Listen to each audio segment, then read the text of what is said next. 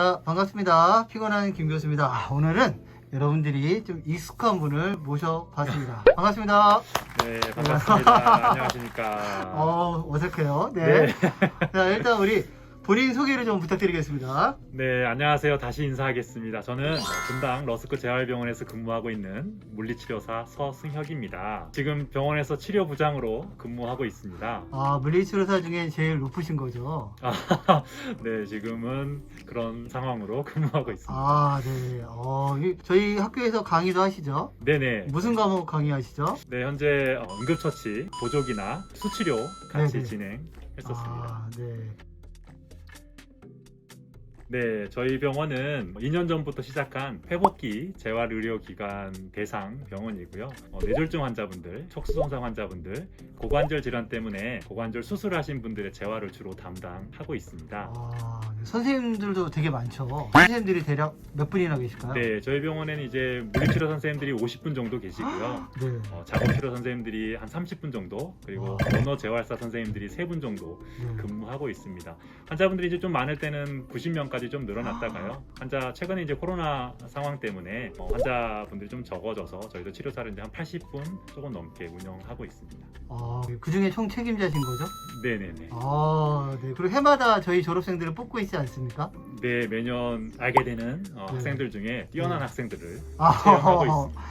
병상 수는 어떻게 되죠? 186병상 정도 운영하고 있고요. 아마 점차적으로 아마 조금씩 또 줄여나갈 예정입니다. 이게 되게 궁금한데 이게 네. 대부분 이제 CNS 환자들을 치료하시는 거잖아요. 네네. 근데 그 재활병원과 요양병원이 있지 않습니까? 네네. 근데 분당 러스크 병원은 무슨 병원인 거죠? 네, 저희는 이제 어떻게 보면 재활병원에 해당한다라고 얘기할 수 있을 것 같습니다. 분당 러스크 병원의 최대 장점이라고 한다면 간호통합 병동 서비스의 최초 시작하는 병원이라고 얘기할 수 있습니다. 여전히 환자들을 위해서 필요한 많은 서비스와 제도에 가장 먼저 정착하는 병원이라고 얘기할 수 있고요. 그만큼 어떤 선두주자로서의 면모를 가지고 있는 병원입니다. 그럼 혹시 급여도 선두주자의 역할을 하고 계신가요? 저희가 급여도 선두주자 역할을 할 수 있으면 좋겠지만 많은 어떤 시스템과 저희나 어떤 제도 안에서 제공할 수 있는 부분들이기 때문에 여전히 미흡한 부분들이 있지만 그 제도 외적으로 시간 외적으로 노력하는 선생님들이 충분히 어느 정도의 보상을 받을 수 있는 시스템들을 운영하고 있습니다. 예, 고맙습니다.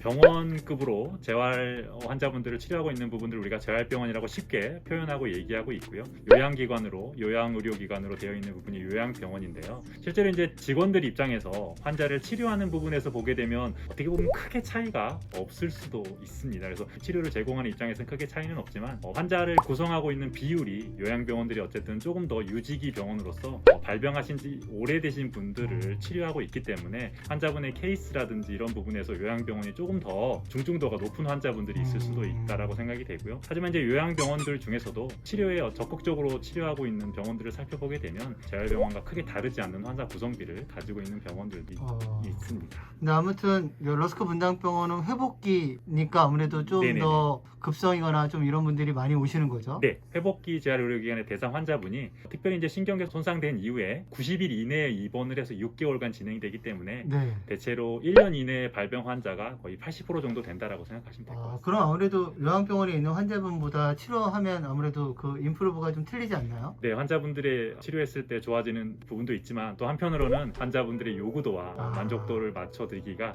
조금 더 까다로운 환자분들이 될 수도 있다라고 생각할 수 있을 것 같습니다. 재활병원들이 그렇게 많지는 않은 거죠? 예전에 이제 봤더니 재활병원 자체가 굉장히 많이 적어졌더라고요. 하지만 최근에 회복기 재활의료기관 제도가 되면서 많은 요양병원들이 다시 재활병원으로 전환하고 있는 부분들이 계속 진행되고 있고 아마 내후년에 다시 2기 회복기 재활의료기관이 됐을 때 아마 50개 정도의 병원들이 다시 회복기 재활의료기관에 포함되지 않을까라고 예측하고 있습니다. 네. 일단 많은 신경계 환자를 치료하는 병원들이 처음부터 환자를 맡기는 병원들도 있고 대부분은 환자를 직접적으로 맡기기보다는 기술 치료나 환자를 일단 치료할 수 있는 경험을 할 수 있는 기간을 일정 부분 갖게 될 텐데요. 신경계 손상 환자를 치료하는 게 어떻게 보면 육체적으로 조금 어려운 부분들이 있기도 합니다. 그래서 많은 선생님들이 치료를 배우고 진행하는 과정에서 육체적인 고동량이라고 표현할까요? 이런 부분들을 감당하지 못하고 중도에 포기하는 경우들이 간혹 있는데 되는데 어떤 그런 어려운 부분들을 잘 이겨나갈 수 있는 어떤 조건들이 갖춰진 상태에서 치료를 접근해 간다면 충분히 할 수 있는 치료 분야이기는 한 것 같습니다. 많은 학생들이 묻게 되면 근골격계 치료를 하고 싶다라고 얘기하는 것보다는 의외로 신경계를 하고 싶다라는 친구들이 많이 있습니다. 하지만 실질적인 어떤 급여라든지 아까 얘기했던 그런 어려운 일들 때문에 근골격계 치료를 많이 선택하게 되는데요. 내가 하고 싶은 일을 꼭 하고 싶거나 또는 환자에게 치료사라는 어떤 직업으로서 가장 더 밀접하게 다가가고 더 많은 필요한 것들을 채워줄 수 있는 분야가 어떻게 보면 신경계 물리치료사의 역할이 아닌가라는 생각을 하게 됩니다. 그래서 일정 부분의 사명감도 가질 수 있고 또 그 사명감 이후에 시간이 지나다 보면 당연히 내가 노력하고 했던 결과들에 대한 보상을 받을 수 있는 그 분야가 아닌가라는 생각을 합니다. 네. 근데 아무튼 육체적으로 힘들군요. 네, 어느 정도 체력적인 요소가 갖춰져야 될 필요성이 있다고 생각하고요. 그래서 저희도 처음 근무하게 되는 선생님들에게 항상 요구하는 게 본인의 체력을 끌어올릴 수 있는 운동들을 꾸준히 해야 된다라고 얘기하고 있습니다. 환자분들이 치료사를 선호하는 부분 중에 실력도 실력이지만 우선은 처음 봤을 때 느껴지는 체격적인 요소를 무시할 수는 없습니다. 그래서 실질적으로 아주 어떤 실례로 어떤 선생님은 정말 열심히 하고 많은 준비를 했음에도 불구하고 치료사들이 왜소한 체격 때문에 다른 선생님하고 치료하고 싶다라고 얘기하는 그런 부분들을 좀 볼 수 있었는데요. 굉장히 관리하는 입장에서는 굉장히 안타깝게 생각하고 있습니다. 아무튼 꼭 운동을 해야 되는 거죠. 물리치료사는. 네네. 운동을 내가 환자분을 컨트롤하고 환자에게 내가 제공할 수 있는 의료적인 서비스, 치료적인 어떤 기술이 굉장히 어느 정도 발판을 만들 때까지는 운동을 해서 힘이 있어 보이게 보이는 것이 더 큰 방법이 될 수도 있지 않을까 생각이 듭니다. 경쟁률이 못해도 2대1이나 많게는 10대1을 넘어가는 병원들이 있는 것으로 알고 있습니다. 그래서 저희 병원 기준으로 어느 정도의 성적보다는 내가 정말 신경계 물리치료가 꼭 하고 싶습니다 라는 그 열정을 보여주시는 게 가장 큰 해당 사항이 되지 않을까 생각합니다. 그 열정을 그럼 수업 시간에 열심히 우리 부장님에게 어필하면 나중에 들어갈 수 있겠네요? 네, 저에게 어필할 수 있는 부분보다는 단순히 말로만이 아니라 교육이나 아니면 학생으로서부터 참여할 수 있는 여러 가지 부분들을 기록하시는 게 훨씬 더 도움이 되지 않을까 생각이 됩니다. 되게 민망한 질문이긴 하지만 우리 서승혁 부장님에게 서승혁 부장님이 본 피곤한 김 교수란 어떤 이미지였는지 간략하게. 저를 기억하시지 못하셔서 얘기하기 부끄럽습니다만 저는 두 가지를 얘기 드리겠습니다.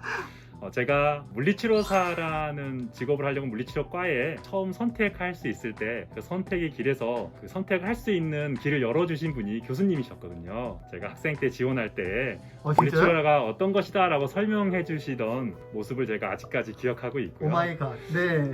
그리고 또 하나는 제가 이제 교수님께서 학교에서 교수님으로서 학생들을 대하고 어떤 것들을 하는 것들을 제가 보면서 항상 생각하는 게 저 열정을 내가 정말 닮아야겠다. 학생들을 가르치는 입장에서 학생들을 향한 저 열정을 내가 닮아야겠다. 그래서 나는 이제 병원에서 어쨌든 환자와 또 직원들을 향해서 내가 저런 열정들을 담고 뭔가 도움이 되는 일들을 꼭 하고 싶다라는 것들을 되새기게 하는 어떤 그런 롤 모델이라고 얘기할 수 진심인 있겠습니다. 거죠? 네, 진심입니다. 제가 학생의 일을 해서 그랬던 것 같아요. 그죠? 신입생들 상담할 때. 네네. 아무튼 늘 좋은 강의 해주시고 그리고 또 매년 저희 졸업생들 잘 뽑아주셔서 진심으로 감사드리고요. 앞으로도 좋은 강의와 그다음에 저희 졸업생들을 꾸준히 잘 뽑아주실 거라고 굳게 믿습니다. 네, 그러실 거죠? 네, 열심히 노력하도록 하겠습니다. 네, 고맙습니다. 오늘 바쁘신데 시간 내주셔서 감사하고요. 오늘 인터뷰는 여기서 마치도록 하겠습니다. 고맙습니다. 네, 감사합니다. 네.